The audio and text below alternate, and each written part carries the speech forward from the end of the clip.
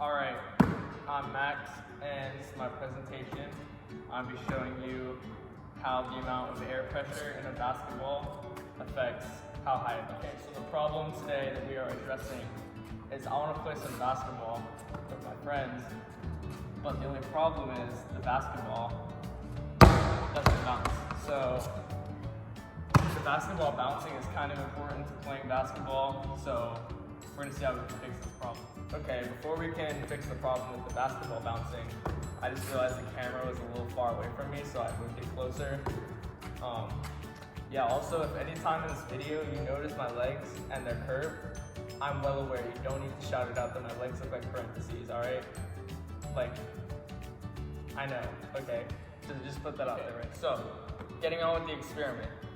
Before we can even start an experiment, we have to make what's called a hypothesis. Well, you're wondering what a hypothesis is, and I don't really know, but I think it's like you have to guess what you think is gonna happen.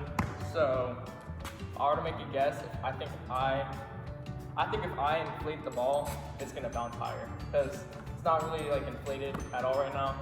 It's not bouncing. So, we're gonna see how much pressure is in it right now, and record our data and see how high it is. So I just put the needle in the ball and checked how much pressure was in it. And it said 1 pound. So 1 pound of pressure in this ball, and it's barely bouncing at all. So now we know with 1 pound of pressure, we still can't play basketball. It doesn't bounce still. And we're all set. So now we have the ball with the, I don't know if you can see, but there's a needle in the ball connected to the air pump now.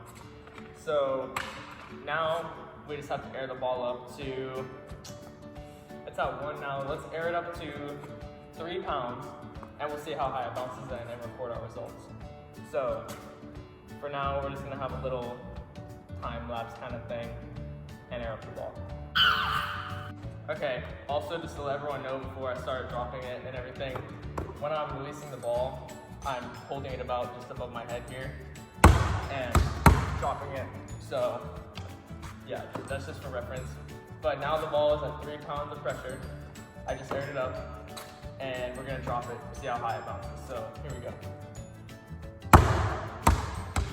Alright, so I don't know if you see on the camera, but it bounced about to my knees. So we can go put that in the Google Doc with the data that it bounced about to my knees.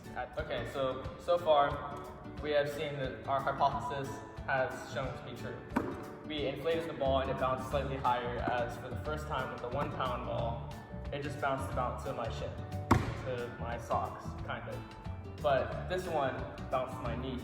So far our hypothesis has been correct. So let's talk about why inflating the ball makes it bounce higher. So inflating the ball makes it bounce higher. I have an itch on my leg, so if I ever just itch myself, that's why.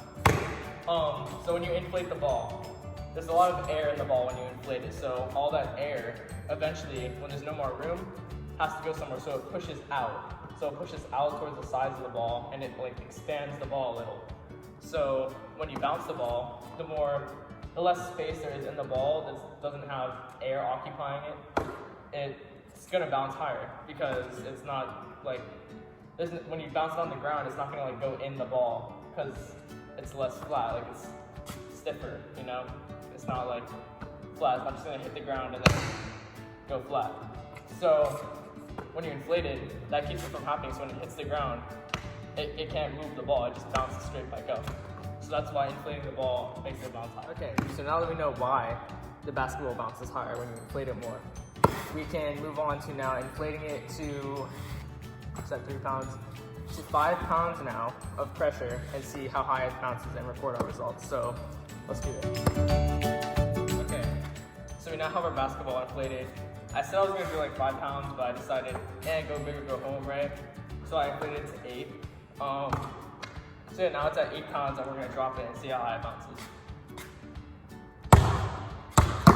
Alright, so it bounced about to my waist, which is like perfect. That's exactly where you want the ball to bounce. That's optimal height for if you're gonna play with basketball. You want it to bounce to your waist, which is perfect, just like this. Okay, so itch again. Another itch, okay. Now that we've shown that inflating the basketball makes it bounce higher, you know there's only one thing more to do. Retest our experiment. We're gonna basically redo what we just did. but with a twist. So yeah, I deflated the ball again to show that it's not going to bounce. But this time it's with a twist. We're going to bounce it off our head instead of the floor, because we already used the floor. And I'm bored of bouncing off the floor. I've done that for 8 years of my life. So we're going to try soccer now, basically. Alright, well that was bad. We're gonna retake that. I'm throwing it off my head. As you can see, it didn't bounce very far. And now I have a headache. Okay, so I reinflated the basketball to about 9 pounds. I did more because I'm just throwing it off my head. So I'm gonna throw it off my head and see how high it bounces this time.